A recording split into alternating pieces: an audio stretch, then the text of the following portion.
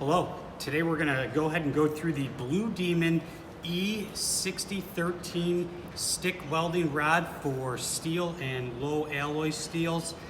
This is a general purpose rod that can be used pretty much anywhere, in shops, out in the field, on a farm, in a garage, and at schools, pretty much anywhere. There's a lot of benefits to using this rod. It's easy to strike an arc, maintain a puddle. It creates a really smooth face of the weld. It has a thick coating of flux, which helps create a nice smooth bead when you chip that thick slag off.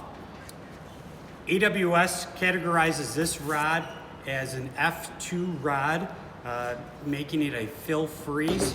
It'll fill a weld joint relatively quick, and it'll freeze in any position. So we can use this flat, horizontal, vertical, and overhead as well. And I'll go ahead and do a demonstration of each of those. This rod does come in various diameters. This one is going to be an 1/8 inch that I'm going to run today. It comes in different boxes. Blue Demon offers, this is just a 5-pound box, but they do have a 50-pound box as well.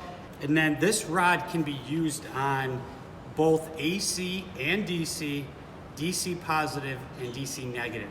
Okay, so if you just have a little transformer or a buzz box and you need to make a quick repair, you can, run this off of AC, no problem.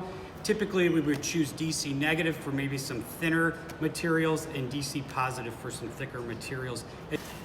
When we go ahead and look at the number here, we're looking at an E6013. E is electrode, 60 kpsi or 60,000 pounds per square inch of tensile strength. 1 is all position, and the 3 would be the coating characteristics of this specific rod. So hang out and I'll show you how this rod runs, and I think you'll like it.